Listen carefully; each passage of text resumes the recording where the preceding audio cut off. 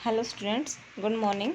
10th class Hindi medium science में chapter 13 कर रहे हैं, जिसमें हम टॉपिक कर रहे हैं सरल मोटर। इलेक्ट्रिक मोटर जो होती है ना, विद्युत मोटर होती है बेटा, वो कर रहे हैं। देखिए, इसमें हमने इसकी चित्र बनवाया था मैंने, और इसकी जो कंस्ट्रक्शन है बता दी थी, कैसे बनाई जाती है, क्या क्या होता है इसके अंदर। तो बेटा इसके अंदर मुख्यतः दो स्ट्रॉन्ग, इसके अंदर देखिए 2 ब्लॉक दिखा रखे हैं। वैसे चुंबक तो एक ही है ना, ये तो 2 ब्लॉक दिखा रखे हैं। उनके बीच में ABCD कुंडली दिखा रखी है, एक धुरी से जुड़ी हुई कुंडली, 2 चालक ब्रश हैं, ठीक है बेटा, और विभक्त वलय हैं, ठीक है। चालक ब्रश स्थिर है और वलय साथ साथ घूमेंगे धुरी के, और धुरी से हम अपना कुछ भी पंखा वगैरह कुछ भी जो भी घुमाना है, अगर हमने हमारी मिक्सी का जग घुमाना है वगैरह, जो कुछ भी घुमाना है उसको जोड़ देंगे और मोटर ऐसे काम करती है, ठीक है बेटा। इस सिंपल फॉर्म में दिखा रखी है कैसे काम करती है, और देखते हैं। बैटरी से करंट चलेगा। अब देखो, कोई भी मोटर है चलती तो बैटरी से है ना, वो करंट से चलती है ना, उसको भी तो देनी पड़ती है। तो बैटरी से चलकर चालक ब्रश से होते हुए, ये क्या हो रहा है बार बार बेटे, रुको 1 मिनट, ऊपर नीचे जाता है ये, देखिए।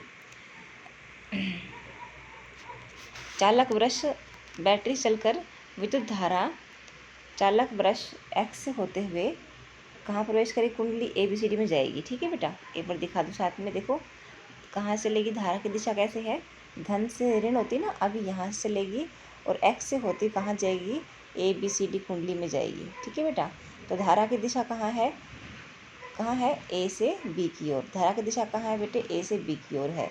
और चुंबकीय क्षेत्र की दिशा कहाँ है, नॉर्थ टू साउथ है, ठीक है बेटा। तो यहाँ पर हम बल लगाएंगे, जिसे हम कहते हैं फ्लेमिंग का बाएं हाथ का नियम। अब बाएं हाथ की तीनों उंगलियों को मैं दिखाऊँ इसको कैसे है। ये देखो, हमने पिछले उसमें देखा था फ्लेमिंग के बाएं हाथ का नियम।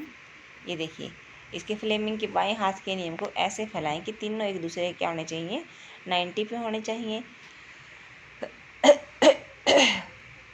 हम जानते हैं कि यहाँ पर विद्युत क्षेत्र है, विद्युत धारा है और चुंबकीय क्षेत्र है, इनकी अपनी एक निश्चित दिशा है। और जो बल है उसकी दिशा में कौन होगा, अंगूठा होगा। तो यहाँ पर बेटा ये जो कुंडली है ना ABCD, यह एक बल महसूस करेगी। हम ना अब आप ना इसको बुक में से या फ़ोन में से अपनी उंगलियों को बिखरा कर देखें ऐसे। देखो मैं दिखाती हूँ आपको। जो ये हमारी तर्जनी उंगली होती है ना, तर्जनी उंगली होती है, पहली फर्स्ट फिंगर होती है, वो नॉर्थ टू साउथ लगा लीजिए, ठीक है बेटे। और जो हमारी मिडिल फिंगर होती है ना, मिडिल फिंगर होती है, सबसे बड़ी होती है, उसको ये देखिए, ठीक तो क्या हमने, एक रिपीट कर दोबारा। तीनों उंगलियों को इस प्रकार से फैला लो, ठीक है ना, ऐसे फैल गई। तो ये जो फर्स्ट फिंगर होती है ना, इसको आप लोग ले जाओ धारा की दिशा में, चुंबकीय क्षेत्र की दिशा में, ठीक है बेटा। और ये जो फर्स्ट हमारी जो सेकंड फिंगर होती है, सबसे लंबी फिंगर होती है बेटा, इसको आप लगा दीजिए A और B की दिशा में। तो मैं यूँ कहूँ तो शायद गलत नहीं होगा कि मैंने अपना अंगूठा है ना, वो ABCD के ऊपर रख लिया है, ठीक है ना बेटा। उंगली जो है, पहली उंगली है वो नॉर्थ टू साउथ इशारा कर रही है, बड़ी उंगली है वह A से B की ओर इशारा कर रही है, और जो अंगूठा है वो बेटा नीचे की ओर, कागज़ के अंदर की ओर इशारा कर रहा है। यानी कि अब ये ABCD जो AB भाग है वो कुंडली का नीचे आएगा, ठीक है ना। और जब करंट CD में से गुजरेगा, ऐसे गुजरेगा, तो बेटा करंट की दिशा ये हो जाएगी, धारा की दिशा। और नॉर्थ से साउथ की ओर दिशा किसकी जाएगी बेटे, ये हो जाएगी चुंबकीय क्षेत्र की। तो देखो दोनों एक दूसरे परपेंडिकुलर है ना बेटा।